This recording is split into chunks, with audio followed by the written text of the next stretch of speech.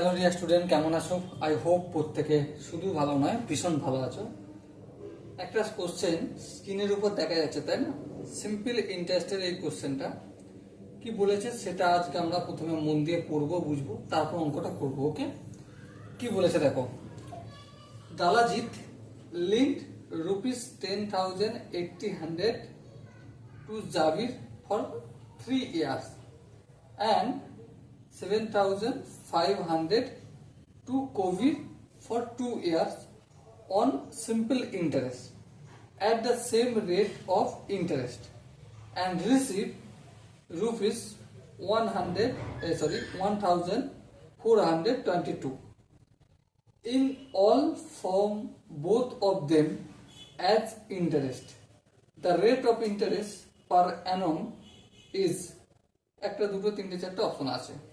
এই কোশ্চেনটা SSC CGL TR 1 এ আসছিল 2017 সালে সেকেন্ড সিটিং এ। ওকে, কোশ্চেনটা থেকে আমরা কি বুঝলাম যে দালাজিৎ টাকা সুদে দিয়েছিলেন। জাবিরকে কত টাকা দিয়েছিলেন? 10,800 টাকা। তাহলে এদিকটা জাবিরের করছি আমি, আর এদিকটা কাবিরের।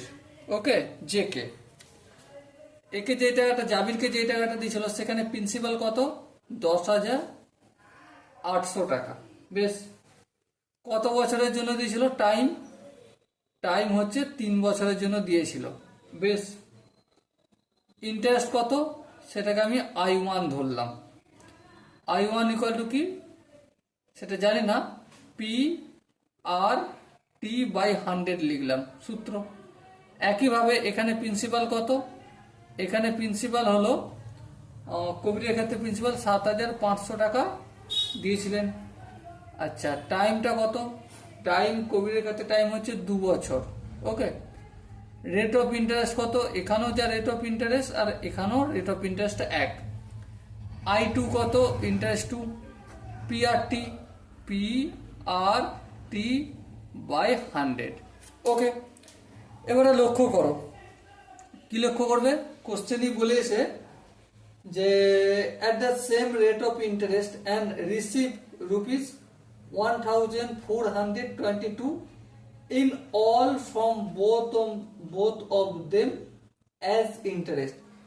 ইন্টারেস্ট হিসাবে দুজনের কাছ থেকে কত টাকা করে দুজনের কাছ থেকে মোট পেয়েছে 1,422 টাকা। তাহলে I1 plus I2 equal to কি হবে? 1,422 টাকা হবে। হ্যাঁ ঠিক। I1 এর ভ্যালুটা যদি আমরা দেখি কত পাবো? পি বলতে 10,800, রেট অফ ইন্টারেস্টে কিছু করা যাবে না, আরই থাকবে। টাইম বলতে 3, ওকে, বাই 100। এই শূন্য এই শূন্য এই শূন্য এই শূন্য, তাহলে কি পেলাম? 108 গুণিতক 3 গুণিতক 8। সো 108কে যদি 3 দিয়ে গুণ করি কত হবে? 324 আর। তাহলে I1 কত পেলাম? 324 আর পেলাম, প্লাস I2 কত? চলো I2 ভ্যালুটা একটু দেখে নিই। এখানে প্রিন্সিপাল হচ্ছে 7,500 টাকা, rate of interest time T means time কত? 2 বছর, বাই 100। এই শূন্য এই শূন্য এই শূন্য এই শূন্য, 75কে 2 দিয়ে গুণ করলে কি হবে? 150 আর। I2 কত পেলাম আমি? 150 আর পেলাম, তাহলে 150 আর করলাম ইকুয়াল 1,422। এবার দেখো এখানেও আর, তাহলে আরটা কমন নিলাম, কি থাকলো? 324 পড়ে থাকলো, আর এখান থেকে 150টা পড়ে থাকবে ইকুয়াল টু 1,422। এবার দেখো এই দুটোকে যোগ করলে কত হয়? 4 আর 0 যোগ করলে 4, 5 আর 2 7, 3 আর 1 4 equal to 1,422। So rate of ইন্টারেস্টের সঙ্গে এটা কিসের আকারে আছে? গুণের আকারে। অপোজিট সাইডে গেলে কি হয়ে যাবে? অবশ্যই ভাগ হয়ে যাবে। চলো ভাগ করে দিই। 1,422/474, তাই তো? হ্যাঁ, 474। সো কাটাকাটি যদি করি, দেখো 474কে যদি আমি 3 দিয়ে গুণ করি, দেখো কত হবে? 3 4 12। হ্যাঁ, আবার 3 4 12, 3 7 21, 1 22, 2 হাতে 1 হাতে 2, 3 4 12, 2 14। হ্যাঁ ঠিক আছে। তাহলে রেট অফ ইন্টারেস্ট কত পেলাম? 3 পেলাম। So dear student, I hope তোমরা প্রত্যেকে এই কোশ্চেনটার যে কনসেপ্ট সেটা বুঝতে পেরেছো।